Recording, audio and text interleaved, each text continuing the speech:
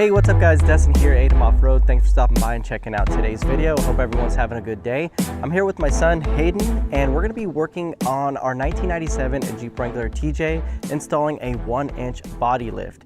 Now, I already have 4 inches on the lift, and I would love to keep the TJ looking as stock as possible. So I need to get somewhere around the 5 to 6 inch range to properly run the 35-inch tires. So the 1-inch body lift makes sense in our situation, and it'll give us some advantages later on in the future. So I'm gonna go share with you guys in the garage what parts we have to install to get this going. So I've got the kit unpackaged here and everything laid out on the table. It is the BM951 for the TJ by Black Mountain Suspension. I like this kit. I have one on my green Jeep Wrangler TJ, and I think it's been about 3 years now overall, doing really good.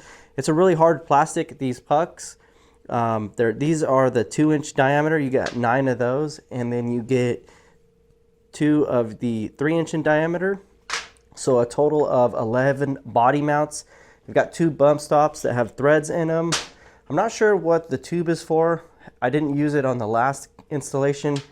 We'll set that aside, probably won't use that. We have our 1/2-inch bolts here, 6 of those, and 5 7/16.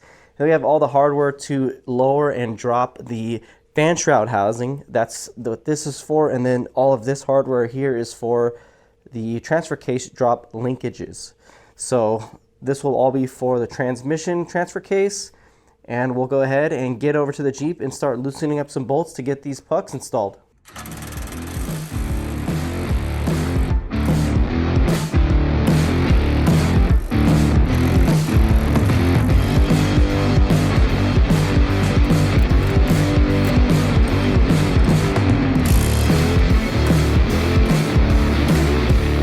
The TJ has 11 body mount bolts in total, so our strategy is to remove the 5 on the driver's side plus the 1 up front, and we'll just loosen up the other 5 on the passenger side.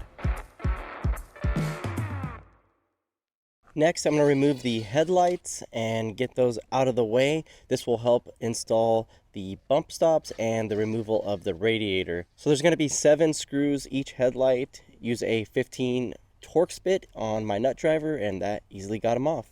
Now it's time to remove the radiator.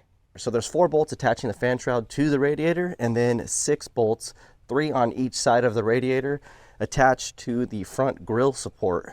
We'll have to remove all those bolts and then temporarily just leave that like it is until we start going around removing all the bolts to the body mounts.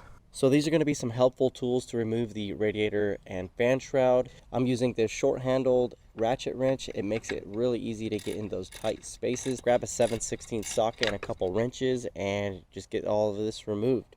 So once the radiator is disconnected from the front radiator support, we'll just go ahead and lift up the tub with a jack and a wood block. And while I have the driver's side tub lifted up, I've got plenty of room to remove the old bump stop and get the new extended bump stop installed. I just took a 1/2-inch socket and tightened it up onto the radiator support. And then placed the 5 lift blocks on the driver's side.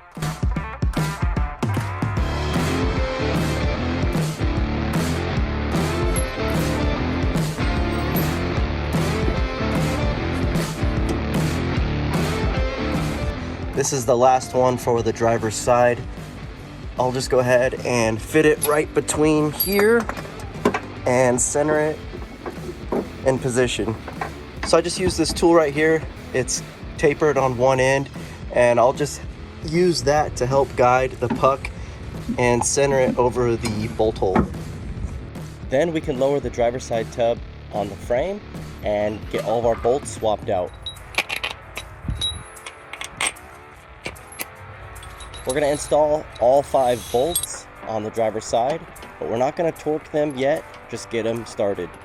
Now we can head over to the passenger side with the floor jack, lift up the tub, and install the last 6 remaining lift blocks. And the same for the passenger side. We'll just go ahead and use my tool right here to center the puck over the bolt hole.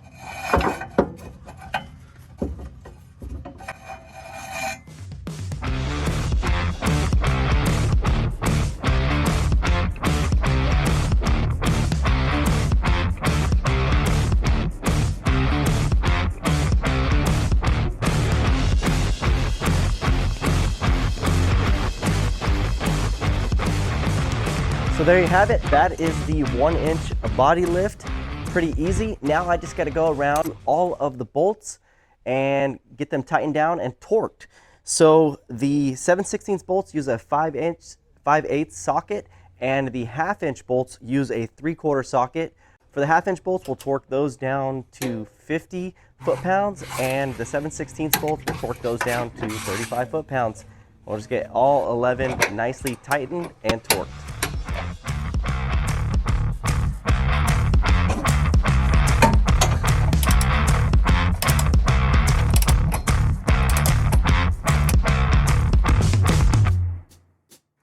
Foot-pounds, you almost got it right there. You're doing good. Ooh, got it. 50. Cool. That one hurt. Next, one last bolt is right here, and we can take a break. Got it. Nice. All right, so we just got done getting all of the body mounts torqued, and now we're getting ready to put the radiator and the radiator fan shroud back on. And I want to share with you a couple tips before we go ahead and do that. So here's the configuration of my drop brackets. I went ahead and bolted the brackets with the original hardware to the radiator support, and then I went ahead and took a 1/4-20 nut, non-nylock, and just threaded on the stud of the drop bracket, and then put a washer. So I did that on both sides, all 6 of these drops. And then I hung up the radiator onto the studs, add another washer, and lock them down with some more nylocks. So you will have to provide your own spacers. Now the spacer you're gonna need, because the factory hardware is gonna be in the way of the radiator. When you go to tighten down the nut, what will happen is you will start to bend and deform the radiator plate. So that's why I added this spacer here, so all of this can tighten down without bending or damaging the radiator. So another thing I wanted to mention, that if you did need to get your hands through the headlight or through the slots, that could also help. You can use an open-end wrench to tighten down those bolts for the radiator, and you can also come around the back side of the fender, pull back the plastic, and you can also get to the hardware there for mounting the radiator. Once the radiator is mounted up to the radiator support, you just go ahead and add your 4 bolts and get your fan shroud bolted up. So this would also be a good time to get your headlights installed. I've got some new ones that I'm going to be installing right now. I'll share with you how I'm going to do it. So the headlights are looking really good. I'm super excited to see what they look like at night. But first, we need to get to installing the 1-inch drop down bracket for the transfer case shift linkage. On the driver's side, you'll pull back the carpet and locate these 4 bolts in the tunnel well of the tub, just below the shifter, and using a 10mm socket, we'll go ahead and remove these bolts. So those 4 bolts are going to loosen up this torque shift bracket, and that is basically what's attached to your shift linkage for the transfer case. Pull it off the shaft like so, and then we'll take it inside the garage and we'll install our lowering bracket. So far, this is all the tooling that we've used for this project. As you can see, just basic tools, pry bars, ratchets, things like that. This was super helpful to get the radiator on and off, especially these little 7/16 and the open-end wrench. But now we're here in the garage. We're getting ready to install the drop-down bracket on the shift linkage mount here. And essentially all we got to do is take these 2 bolts off, bolt it to here where that hole is, and then bolt it to the mount. So let's get to it. All right, so he's got this thing all set up, and that's what it looks like when you have the drop bracket on. We'll go ahead and take this back to the Jeep and get it installed. All right, so shaft is through the mount, and I'm gonna go ahead and hold the mount up to the body so Hayden can install the bolts. Check your shift linkage, make sure it's going into 4 high, 4 low, and neutral. All right, everybody, so that's going to complete the 1-inch body lift install for the Jeep Wrangler TJ. I had a lot of fun installing this kit with my son. He got to learn a few things. I did as well. And yeah, overall, I think we're going to get a little bit more tire and wheel clearance off-road, as well as we're already ready for the tummy tuck and the gas tank lift.